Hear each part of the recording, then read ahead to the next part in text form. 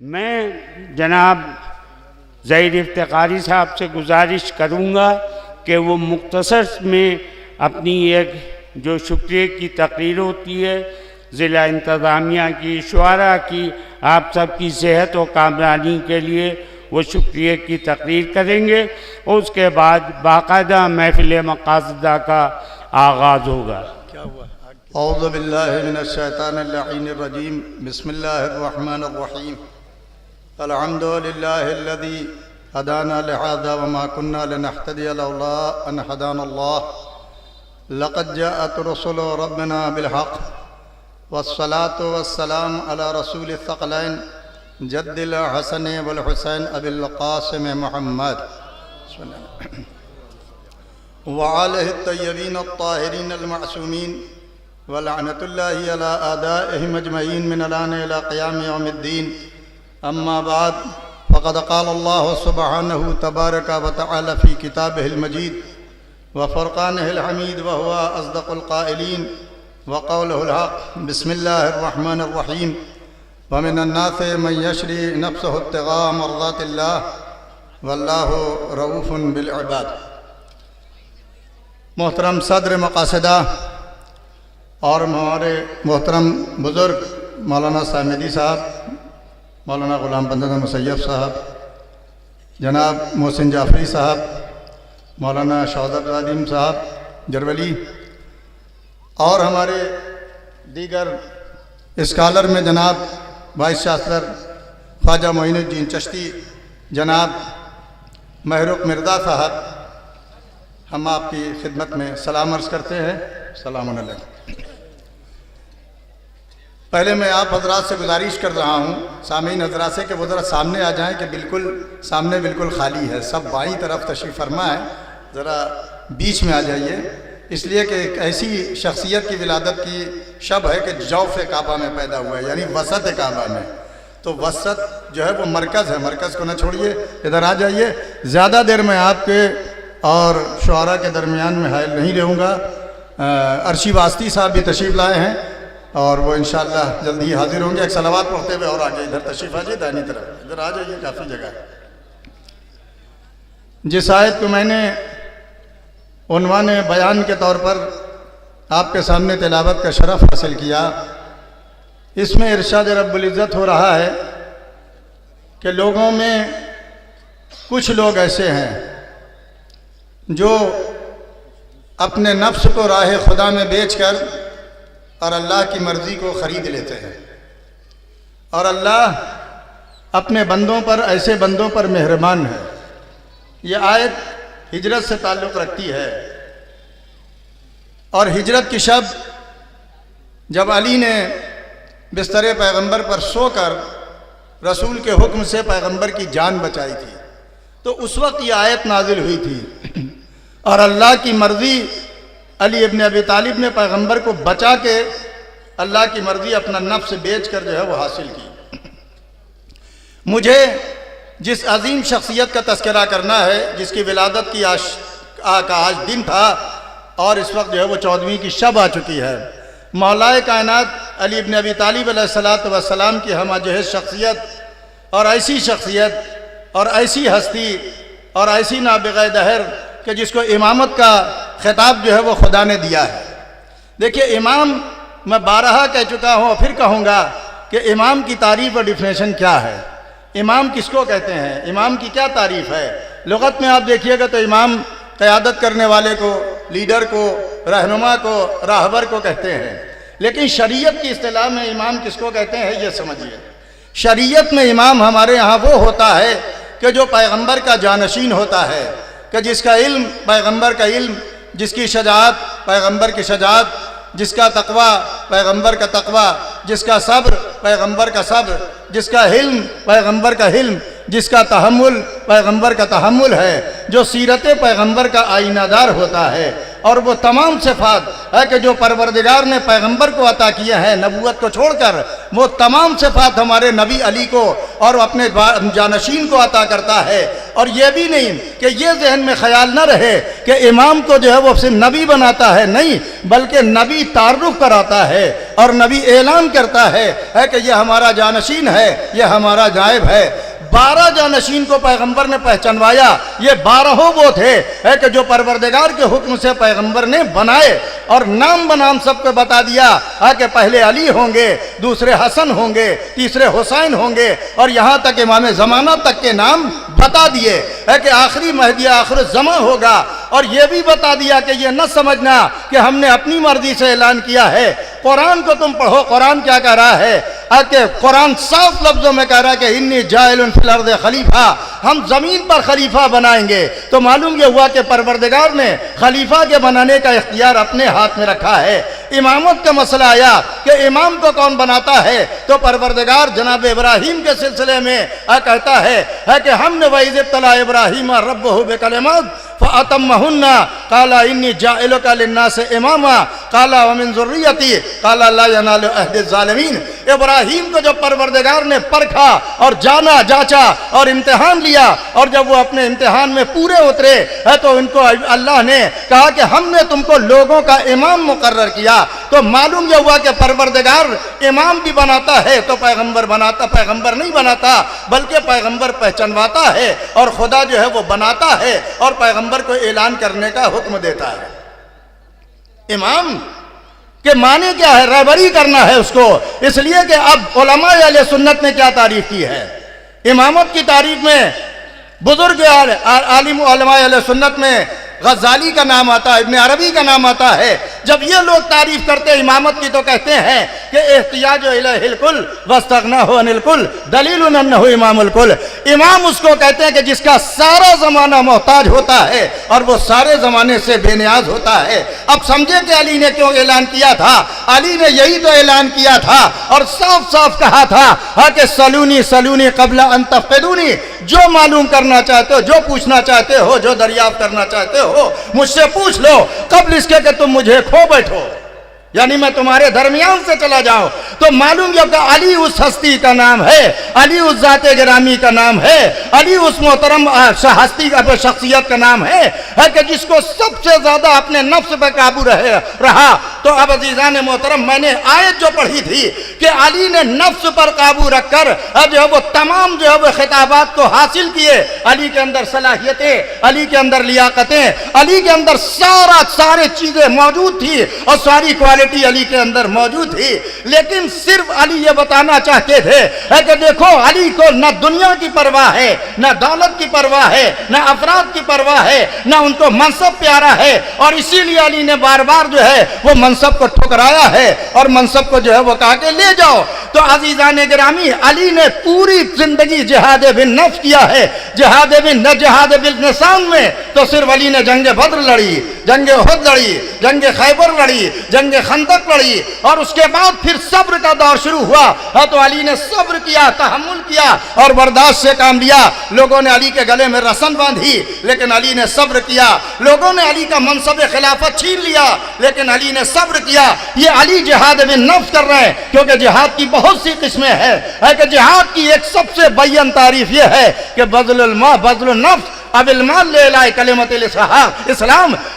جہاد نام ہے کہ اپنے نفس کو راہ خدا میں اور اللہ کی کلمے کی بلندی کے لیے صرف کرنا اور جو ہے وہ استعمال کرنا، صرف کرنا، یہی سب سے بڑا جہاد ہے۔ جہاد قتل و غارت گری کا نام نہیں ہے، جہاد بربریت کا نام نہیں ہے، جہاد کسی کی جان لینے کا نام نہیں ہے۔ تو عزیزان محترم، علی نے کتنا تحمل سے کام لیا اور اس کے بعد علی نے صبر سے کام لیتے یہاں تک، لیکن علی نے صرف صبر کا مظاہرہ اپنے منصب کے سلسلے میں کیا ہے، لیکن جب اسلام کے اوپر وقت پڑا، جب قرآن کے اوپر وقت پڑا، جب احکام الہیہ کے اوپر وقت پڑا، جب عدل و انصاف کے اوپر وقت پڑا، جب غریبوں کے حق کا مسئلہ آیا، جب لوگوں کے جو ہے وہ حقوق کا مسئلہ آیا، تو اس وقت میرا علی خاموش نہیں بیٹھا۔ توجہ چاہ رہا ہوں، علی نے کبھی حمایت نہیں کی کہ تلوار کے ذریعے سے ہمارے لیے، ہمارے حق کے لیے لڑا جائے۔ آج جو ہے وہ دہشت گردی کی، ہم اسی لیے کہتے ہیں کہ ہماری قوم کا دہشت گردی سے کوئی تعلق نہیں ہے، اس لیے کہ ہمارے ائمہ نے یہی درس دیا، ہمارے ائمہ نے یہی ہم کو تعلیم دی، ہمارے ائمہ نے یہی ہم کو سبق پڑھایا، ہمارے ائمہ نے اسی لیے کہا ہے کہ ہم لوگ تو کردار کے سائے میں پلے ہیں۔ ہمارا مقدر رہا ہے کہ ہم جو ہے وہ ہمیشہ کیریکٹر کے سائے میں پلے. اور عزیزان محترم تو مولا کائنات نے صبر سے اور تحمل سے کام لیا اور اپنے چاہنے والوں کو بھی کہا. بس ایک منظر سن لیجئے کہ مولا کائنات کے جو بہت سچے اور پکے چاہنے والے تھے اور جو کٹر علی بن ابی طالب کے چاہنے والے تھے، جب علی کی خلافت لوگوں نے قبضہ کر لیا منصب خلافت پر، سلمان، ابو ذر، مقداد، جنما ابن عدی، حجر ابن عدی، رشید ہجری، جناب حذیفہ یمان، مالک اشتر، بہت سے لوگ تھے کہ جو اتنے زیادہ جری اور بہادر تھے، وہ جو اکیلے چاہتے تو مدینہ کی حکومت کا تختہ پلٹ سکتے تھے اور جو ہے وہ ترتش کشتوں کے پشتے لگا دیتے اور اینٹ سے اینٹ بجا دیتے. لیکن میرے مولا کائنات نے جانتے ہیں کیا کہا؟ کہ ان لوگوں نے یہ آپس میں طے کیا اور میٹنگ کی، جو کہ مولائی تھے اور علی کے چاہنے والے تھے. ایک مرتبہ ان لوگوں نے آپس میں میٹنگ کی. سلمان، ابو ذر، مقداد، حذیفہ یمان، ان لوگوں نے طے کیا کہ آج جب منصب خلافت پر جو ہے وہ بیٹھیں گے پہلے صاحب، تو ان کو نکال کر اتار کر ہم جو ہے وہ نیچے پھینک دیں گے ممبر سے. مولا کائنات کو معلوم ہوا، مولا کائنات نے کہا کہ اگر تم نے ایسا کیا تو سمجھ لو کہ جیسے ننگی تلوار سے تم نے میرے اوپر حملہ کیا، گویا تم نے میرے اوپر حملہ کیا. تو یہ لوگ جو ہے وہ خاموش ہو گئے. کہا مولا پھر کیا کریں؟ مولا اب پھر کیا کریں؟ پھر ہمارا کیا فریضہ ہے؟ پھر ہماری کیا ذمہ داری ہے؟ کہا زبان سے جہاد کرو، زبان سے ہمارے حق کے لیے لڑو. زبان سے جو 1400 سال سے آج ہم جہاد کا زبان کے ذریعے سے جہاد کر رہا ہے. شاعر ہے وہ بھی زبان سے جہاد کر رہا ہے، مقرر ہے وہ بھی زبان سے جہاد کر رہا ہے، عالم ہے وہ بھی اپنے زبان کی باتوں کو قلم کے ذریعے سے کرتاس کے کاغذ کے حوالے کر رہا ہے. تو ادیبان اسی لیے شاعر نے کہا کہ گفتار کی دنیا سے الگ اپنا جہاں ہے، ہم لوگ تو کردار کے سائے میں پلے ہیں. اس لیے کہ علی کی زندگی ہمارے لیے تھا. تو اب ان لوگوں نے کہا کہ مولا پھر ہم کیا کریں؟ مولا کائنات نے کہا کہ تم میرے حق کے لیے زبان سے جہاد کرو، زبان سے جہاد کرے. یہ لوگ آئے اور انہوں نے باقاعدہ منصوبے کے تحت پلان کر کے ایک ایک کونے پر علی کے چاہنے والے، ایک طرف سلمان بیٹھ گئے، ایک طرف ابو ذر بیٹھ گئے، ایک طرف مقداد بیٹھ گئے، ایک طرف حذیفہ یمان بیٹھ گئے، ایک طرف عبداللہ ابن عباس بیٹھ گئے. جب پہلے صاحب مسند خلافت پر ممبر پر بیٹھے جا کر، ایک مرتبہ جناب سلمان اٹھے، کہا کہ تم اس جگہ پہ بیٹھنے کے لائق نہیں ہو، نہ تمہارے اندر صلاحیت ہے، نہ تمہارے اندر لیاقت ہے، نہ تمہارے اندر قابلیت ہے، نہ تمہارے اندر تقوی ہے، نہ تمہارے اندر پرہیزگاری ہے، نہ تمہارے اندر تحمل ہے، نہ تمہارے اندر برداشت ہے. تم اس جگہ پر بیٹھ گئے، یہ تمہارا منصب کے بیٹھنے کی جگہ نہیں ہے، یہ علی کے بیٹھنے کی جگہ ہے، اترو اسی جگہ سے. سلمان نے کہا. تو ایک مرتبہ پھر ابو ذر کھڑے ہوئے، سلمان بیٹھ گئے. ابو ذر نے علی کی حمایت کرنا شروع کی اور علی کے حق کے لیے زبان سے دفاع کیا. سن لیجئے کہ چند لفظ بس آپ کے سامنے بات ختم کر رہا ہوں. ایک مرتبہ جناب ابو ذر اٹھے اور ابو ذر نے جو ایک مرتبہ کہا کہ یہ تمہارے بیٹھنے کی جگہ نہیں ہے، تم کو نہ قرآن آتا ہے، نہ تم کو آیات الہیہ یاد ہے، نہ تم کو احکام الہیہ معلوم ہے، نہ تم کو حلال معلوم ہے، نہ تم کو حرام معلوم ہے، نہ تم کو جائز معلوم ہے، نہ تم کو حق معلوم ہے، نہ تم کو باطل معلوم ہے. تو بس ایک مرتبہ ابو ذر کی تقریر جاری تھی کہ دوسرے صاحب کو غصہ آ گیا، جن کو بہت جلدی غصہ آتا تھا، اور انہوں نے دوڑ کے جناب ابو ذر کا گریبان پکڑا اور ان کو زمین پر پٹخ لیا. بس اتنا دیکھنا تھا کہ میرا مولا ایک مرتبہ جلال میں اٹھا اور اٹھنے کے بعد جو ہے وہ خطاب کے بیٹے کو اپنے ہاتھوں سے اٹھایا اور اٹھا کے علی نے زمین پر دے مارا اور کہا کہ کیا سمجھتا ہے کہ علی مجبور ہے، علی چاہے تو مدینہ کی گلیوں اور سڑکوں کو اور جو ہے وہ محلوں کو پیادوں اور سواروں سے بھر سکتا ہے. علی یہ بتانا چاہتے تھے، اے میرے علی کے چاہنے والے شیعوں، اے میرے فدائی اور مولائیوں، حق کا اعلان میری خلافت کا اور میرے فضائل کا دشمنوں کے سامنے اعلان کرنا تمہارا کام ہے اور تمہاری حفاظت کرنا ہمارا کام ہے. تم اپنا کام کرتے رہو، ہم اپنا کام کرتے رہیں. یہاں میں نے اپنے جد مرحوم کی کتاب 57 سال کے بعد اصحاب امیر المومنین کی قربانیاں چھاپی ہے. اعجاز صاحب چیدی جو کنوینر ہیں شعراء کے، میں نے ان کے حوالے کی، جو شعراء کو کتاب دیجئے یہ اور پڑھیں. شعراء جہاد کرتے اپنے قلم کے ذریعے سے اور یہ بتائیں قوم کو کہ، اور مقررین بھی پڑھیں کہ علی کے چاہنے والے کیسے کیسے لوگ تھے، کیسے کیسے چاہنے والے تھے، کیسے کیسے. اور میں پھر ایک جھلک دکھاتا ہوں، شاید اس سے پہلے بھی سن چکے ہو مجھے آپ. بس قمبر کا تذکرہ جو مولا کائنات کے غلام تھے اور اسی پہ بات ختم کرتا ہوں. 15 منٹ ہو چکے ہیں. عرشی صاحب کاغذ و قلم باقاعدہ سنبھال چکے ہیں. مملکت قلم ان کے ہاتھ میں آ چکی ہے. بس یہ شعراء کو اب جو ہے وہ دعوت کے قبالے بانٹنے والے ہیں. تو میں ان کے اور شعراء کے درمیان میں زیادہ دیر حائل نہیں رہنا چاہتا. تو جناب قمبر علی کے سب سے زیادہ معتبر اور معتمد و خاص تھے. غلام ضرور تھے لیکن مولا ان کے اوپر سب سے زیادہ. شیعو سنو کہ علی کے چاہنے والے کیسے تھے. آج کیا عادت ہے سب فضائل نہیں پڑھنا چاہیے, حالات دیکھنا چاہیے, یہ دیکھنا چاہیے, وہ دیکھنا, ماحول دیکھنا چاہیے. میں پوچھتا ہوں کہ ساری دنیا میں جو آج قتل و غارت گری کا بازار گرم ہے, اور افغانستان میں جو 6 لاکھ شیعہ مارے گئے, آج سعودی عربیہ میں جو 6 لوگ قتل کیے گئے, یا بحرین میں جو شیعوں کے اوپر مظالم ہو رہے ہیں, یا زکزکی جیسی شخصیت کو نائجیریا میں جو قید کیا جا رہا ہے اور ان کے بیٹوں کو شوٹ کر دیا گیا اور ہزاروں لوگوں کو قتل کیا گیا, انہوں نے تو نہیں کہا کہ تم لوگ جو وہ ولایت علی کا کلمہ پڑھنا چھوڑ دو, اور ولایت علی کا اعلان کرنا چھوڑ دو, محفلوں کو منعقد کرنا چھوڑ دو, علی کے فضائل و کمالات کو بیان کرنا چھوڑ دو. ارے جو سر کٹا رہے وہ تو کہہ نہیں رہے ہیں, جو گھروں میں سکون کے اندر بیٹھے وہی بکراتیت کر رہے ہیں, جن کو کچھ کرنا نہیں ہے. میں اسی لکھنؤ میں رہتا ہوں. میں نے سن 69 سے لے کر اور سن 79 تک یہاں کی مارکہ آرائی دیکھی ہے دشمنان اہل بیت کے ساتھ. میدان میں کوئی رکتا اکتا نہیں ہے. کہنے کو تو بہت کچھ ہے, قیادت کا ہوکا, رہبری کا ہوکا, لیڈری کا شوق. ٹھیک ہے کیجئے, ہمیں کب شوق ہے کہ ہم کو قیادت مل جائے, ہم کو رہبری مل جائے, اور حاشا وکلا ایسی کوئی گنجائش نہیں ہمارے ذہن میں, اور نہ ہمیں چاہیے. تو کہنے کا مقصد یہ کہ تو علی کے چاہنے والوں کے فضائل و کمالات بتائیے.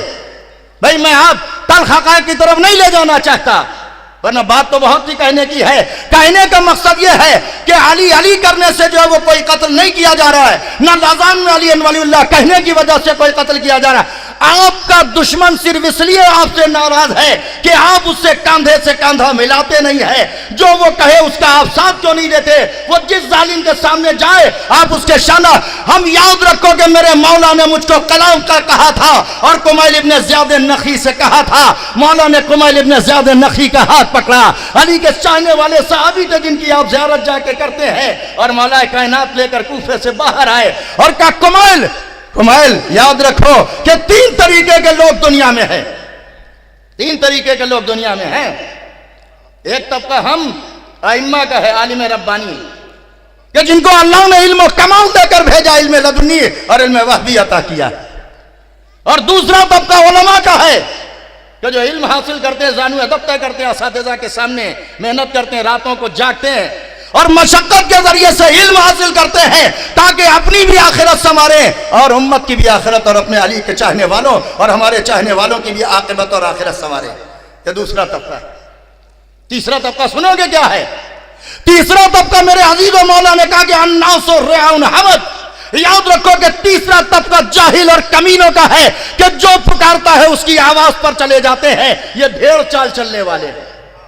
یہ نہیں سمجھتے کہ پکارنے والا کیوں بلا رہا ہے, یہ نہیں جانتے کہ دعوت دینے والا کیوں دعوت دے رہا ہے. یہ اندھی تقلید کرتے ہوئے اس کے پیچھے جاتے ہیں اور اس کے بعد ذلت و رسوائی کے ساتھ واپس آتے ہیں.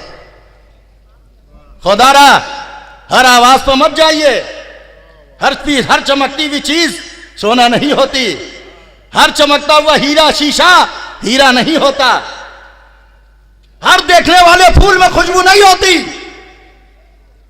سمجھیے, غور کیجئے, ولایت علی کی داستان پڑھیے. یہ کتاب جو میں نے اصحاب امیر المومنین کی قربانیاں جد کی کتاب چھاپی اپنے جد مرحوم کی, اس میں دیکھیے کہ کیسے کیسے ہیں. تو بات کہیں سے کہیں نہ چلی جائے. تو قمبر بہت مولا کے چہیتے چاہنے والے تھے. مولا نے کہا قمبر, ہر موقع پر مولا ان کو بلاتے تھے. جب بھی کوئی واقعہ آتا تھا, اہم مسئلے میں مشورہ کرتے تھے. مولا غلاموں کو نوکر نہیں سمجھتے تھے بلکہ اپنا مشیر سمجھتے تھے. بھئی مولا نے تو یہاں تک کیا ہے کہ مولا اپنے غلام کے ساتھ ایسا برتاؤ کہتے تھے ہے کہ 2 کپڑے لیے اور اس کے بعد قمبر کے سامنے رکھ دیا کہ قمبر جو تجھے پسند ہو وہ تو لے لے, جو نہیں تجھے پسند ہے وہ چھوڑ دے. تیرا علی پہن لے گا. مولا آپ پہن گے؟ کہا نہیں، میں جو کہہ رہا ہوں. قمبر نے ایک سوا اٹھا لیا. ایسے ہوتے ہیں مولا کے چاہنے والے کہ مولا کے چشم و ابرو پہ چل رہے ہیں. قمبر ایسے تھے. حجاج ابن یوسف بڑا ظالم اور کرولر گزرا ہے. اس ملعون نے بہت شیعہ میں علی کو قتل کیا ہے. غیر مسلم بھائی بھی سن لیں، ہماری تاریخ بڑی ہے کہ ہم کو شیعوں کو ہر دور میں مت قتل کیا گیا. اسی ہندوستان میں مغلیہ سلطنت نے ہمارے اوپر صرف اہل حنود کے اوپر اور خاص ہندوؤں کے اوپر ظلم نہیں کیا، بلکہ سرداروں کے ساتھ ساتھ ہم شیعوں کے اوپر بھی مغلیہ سلطنت میں بڑے مظالم ہوئے ہیں. قاضی نور اللہ شستری کا قاتل کون تھا؟ مغلیہ سلطنت کا ایک بگڑا ہوا شہزادہ عیاش و بدماش جہانگیر تھا، جو اکبر کا بیٹا تھا. تو ہمارے زخم آج تک ہرے ہیں. ہم کو ہر دور میں قتل کیا گیا، لیکن ہماری ماں نے ایسے بچوں کو جنم دیا کہ جو ولایت علی کی خاطر قربانی دیتے تھے. عورتوں کی بھی بڑی قربانیاں ہیں. قمبر اور ایک خاتون کی بات کر کے اس کے بعد ختم کر رہا. بہرحال حجاج ابن یوسف بڑا ظالم و جابر تھا، اور اس نے کہا اپنے منشیروں سے کہا کہ آج کوئی علی کا چاہنے والا مل جاتا تو اس کو قتل کرتا، تاکہ مجھے اللہ کی بارگاہ میں عزت نصیب ہوتی. تو کسی نے کہا کہ حضور وہ قمبر کو پکڑوا لیجئے. علی سب سے زیادہ قمبر کو چاہتے تھے، اور قمبر بہت چہیتے والی گیا ہے علی بن ابی طالب کے. قمبر کو گرفتار کرایا گیا، گرفتار کیا گیا، لائے حجاج کے دربار میں. جناب قمبر نے دربار کا ماحول دیکھا، سمجھ گیا کہ معاملہ گڑبڑ ہے اور اس کے ارادے نیک نہیں ہیں. چمڑا بچھا ہوا ہے، جلاد تلوار لیے کھڑا ہوا ہے، دربار والوں کی تیوریاں چڑھی ہوئی ہیں. حجاج غصے میں بیٹھا ہوا ہے. کہا حجاج کیوں بلایا ہے؟ دیکھیے علی کا چاہنے والا کیسے حکومت کے جو ہے وہ حکمراں سے بات کرتا ہے. کہا کیوں بلایا؟ کہا علی کا تو چاہنے والا بہت، علی تجھ کو چاہتے تھے. کہا بالکل. کہا علی سے اظہار برات کر، علی سے اظہار بیزاری کر، علی سے الگ ہونے کا اعلان کر، علی کے دین سے اظہار بیزاری کر. کہا حجاج علی سے بہتر کوئی ہو تو بتا دے، میں اس کو ماننے کے لیے تیار ہوں. علی سے بہتر کسی کا عقیدہ ہو تو بتا دے، اس کو ماننے کو تیار ہوں. کہا ٹھیک ہے، علی سے اظہار برات نہیں کرتے تو مرنے کے لیے اور قتل ہونے کے لیے تیار ہو جاؤ. کہا کیسے قتل کرنا ہونا چاہتے ہو؟ حجاج نے پوچھا. تو قمبر نے کہا حجاج یہ تیرے اوپر چھوڑتا ہوں. دیکھیں کس اطمینان سے بات کر رہا علی کے چاہنے والا. کہا قمبر نے کہا حجاج یہ تیرے اوپر چھوڑ رہا ہوں کہ تو کیسے قتل ہونا چاہتا ہے میرے ہاتھوں سے. کیا مطلب؟ کہا حجاج جس طریقے سے آج تو اپنے دربار میں مجھے قتل کرے گا، کل خالد کے دربار میں میں تجھے ویسے ہی قتل کروں گا. جیسے تجھے قتل ہونا ہو میرے ہاتھوں سے، تیار ہو جا. اور اس کے بعد جناب قمبر نے کہا حجاج کس علی کی بات کر رہا ہے؟ میرا مولا وہ تھا کہ جس نے 2 تلواروں سے جہاد کیا. میرا مولا وہ تھا کہ جس نے 2 نیزوں سے لڑائی لڑی. میرا مولا وہ تھا کہ جس نے دو شمشیروں سے جہاد کیا. میرا مولا وہ تھا کہ جس نے 2 قبلوں کی طرف نماز پڑھی. میرا مولا وہ تھا کہ جو عالم لدنی ہے. میرا مولا وہ ہے کہ جو شجاع، بہادر، جری، فقیہ، مفسر، 100 فضیلتیں جناب قمبر نے دربار حجاج میں گنائی. اور جب گنا چکے تو کہا میری گردن چاہے کاٹ لے، چاہے میری زبان کاٹ لے. سمجھو کہ جب حجاج جیسے ظالم کے دربار میں فضائل علی کا نعرہ نہیں تھم سکا تو آج فضائل علی کا دھارا کیسے رک جائے گا؟ ایسے ہوتے علی کے چاہنے والے. دوستو جوانوں تو گھبراؤ نہیں، مرغلانے والے بہت ملیں گے اور بہت سے لوگ تم کو گمراہ کریں گے. زمانہ گزر گیا، علی کی محبت کا سکہ ہر دور میں چلتا ہے. علی کی محبت کا سکہ ہر دور میں چلتا ہے. بس ایک خاتون کی بات سن لیجئے. ایک کتاب میں نے یہاں دوسری جو شعراء کو دینے کے لیے کہی ہے وہ حسنیہ کا مناظرہ. حسنیہ ایک کنیز تھی امام جعفر صادق علیہ السلام کے صحابی کی. بلند آواز صلوات پڑھیں. حسنیہ نے جو مناظرہ کیا ہارون رشید کے دربار میں، ہارون رشید کے درباری علماء کے دانت کھٹے کر دیے اس نے اور سب کو خاموش کر دیا. کیا زبردست تقریر ہے اور کیا مناظرہ کیا ہے. اس کتاب کو پڑھیے لوگ. حسنیہ کا مناظرہ پہلے آج سے 30 برس پہلے چھپی تھی. میں نے اس کو دوبارہ کمپوزنگ سے کرا کے اور کمپیوٹرائز کر کے اس کو چھاپی ہے اور اس میں ہم نے ایک تصویر بھی ایسے ہی لگا دی ہے خاتون کی. تو حسنیہ نے جو مناظرہ کیا، ایسا مناظرہ کیا کہ جس کو تاریخ یاد رکھے گی اور سارے علماء مل کے اس کا مقابلہ نہیں کر سکے. بس یہی تو کہتے ہیں کہ جب اہل بیت کے دروازے پر پلنے والی ایک کنیز کا مقابلہ تمہارے علماء نہیں کر سکتے تو مولائی مردوں کا مقابلہ تمہارے علماء کیا کر سکتے ہیں. تو ہر دور میں بس آخری کلام میں ایک عورت اور مولا کائنات کے معاویہ کے دربار میں ایک ڈانسر اور گانے والی ایک عورت تھی. جب مولا کائنات کو شہید کیا گیا تو جس نے آ کے معاویہ کو خبر دی کہ علی قتل کر دیے گئے مسجد کوفہ میں، تو اس نے شراب منگوائی. شراب کا دور چلا تو اس گانے والی کو بلوایا. جب یہ آئی تو اس سے کہا کہ آج میرا دل بہت ٹھنڈا محسوس کر رہا ہے اور ذرا اچھا سے کوئی گانا سنا دے. اس نے کہا امیر کون سی ایسی شراب، کون سا ایسا مشروب پیا ہے کہ جس سے تمہارے دل کو ٹھنڈک ہوئی ہے؟ کہا تم کو نہیں معلوم علی ابن ابی طالب قتل کر دیے گئے، اس سے بڑی خبر جو ہے وہ ٹھنڈک پہنچانے والی اور کون ہو سکتی ہے. تو ایک مرتبہ اس نے گانے والی نے دیکھا حقارت سے معاویہ کی طرف، کہا پہلے تو گا دیتی لیکن اس خبر کے بعد اب گانا نہیں گا سکتی. کہا نہیں گائے گی؟ کہا نہیں گائیں گے.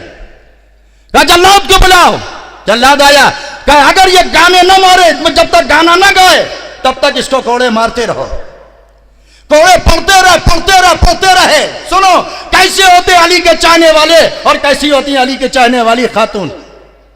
جب کوڑے پڑھتے تھک گئے، بے حال ہو گیا مارتے مارتے جلاد، اور یہ بے دم نہ ہوئی تو اس نے ایک مرتبہ کہا کہ ٹھیک ہے امیر اب گا سکتے ہیں. کہا گا سکتی ہے؟ کہا ٹھیک ہے جلاد سے کا کوڑا ہٹا لے. اس نے 2 شعر پڑھے. جد مرحوم نے اپنی کتاب مصائب الشیعہ میں اس کو نقل کیا ہے. اور اس نے جب 2 شعر پڑھے جس میں اس خبر دینے والوں کو جس نے علی کے قتل کی خبر دی تھی اس کے اوپر لعنت ہے، اور معاویہ سے دوسرے شعر میں اظہار بیزاری ہے. اور اس کے بعد اس نے کہا اب چاہے میرا سر کاٹ لے چاہے میری زبان کاٹ لے. دیکھو اسی کو کہتے ہیں کہ حب علی یاکل الذنوب کما تاکل نار الحطب. علی کی محبت گناہوں کو اس طریقے سے کھاتی ہے کہ جیسے آگ لکڑی کو کھا جاتی ہے. گردن کاٹ لی گئی اس کی، لیکن اس نے ولایت علی کا سودا نہیں کیا. تو بہت سزیدو اپنے نفسوں پر قابو رکھو اور ولایت علی کو اپنے بچوں کو تعلیم دو، اور یہی کام آنے والی ہے. علی کی شجاعت کو دیکھو، علی کی بہادری کو دیکھو، علی کے تقوی کو دیکھو، علی کے اقتدار کو دیکھو، علی کے منصب کو دیکھو، علی کے زمانے کے بدترین لوگوں کو دیکھو، اور اس کے بعد مولا کائنات کا اسلام کا تحفظ کرنا دیکھو. اس طریقے سے یہ اسلام بچا ہے. بس میں اپنی بات یہیں پر ختم کر رہا ہوں. جن لوگوں نے تعاون کیا ان کا انتہائی شکر گزار ہوں. لیکن ادھر کچھ برسوں میں محفلوں میں مجمع کچھ کم آ رہا ہے. کیوں بیزار ہو رہے ہیں؟